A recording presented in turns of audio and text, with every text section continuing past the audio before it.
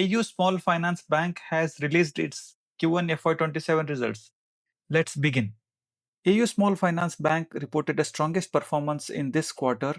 Their deposit grew by 24% year on year versus 14% estimated growth in private sector bank. Loans grew by 23% year on year against the estimated 17% growth in private sector bank. Net interest income up by 32% to 2695 crore. Net profit up by 37% to 796 crore.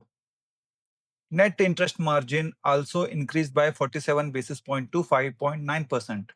Their interest earned up by 21% to 5,303 crore. Net interest income up by 32% to 2,695 crore.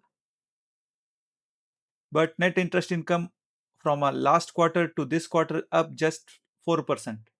Net total income up by 19% to 3,385 crore, but just up 2% from March quarter. Operating expenses up by 26% to 1949 crore. Profit after tax up by 37% to 796 crore, but fell by 4% from March quarter. Other income up by 31% to 344 crore, but fell by 8% from March quarter. Treasury income was 300 crore in Q1 FY26, but it's just 9 crore in this quarter.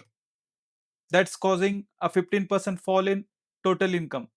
Net interest margin is at 5.9% this quarter, up from 5.4% last quarter, but it fell from 6% in last quarter to 5.9% this quarter. Gross NPA down from 2.4% to 2.1% this quarter, but up little from 2.03%.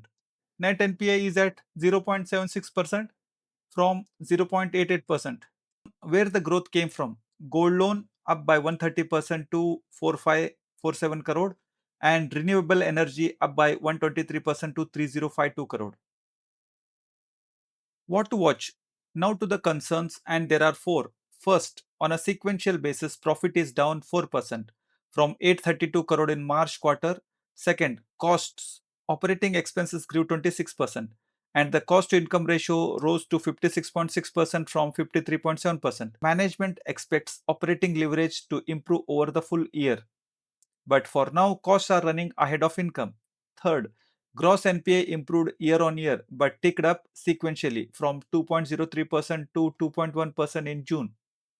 And fourth, a meaningful part of the profit growth came from lower provisions rather than from operations.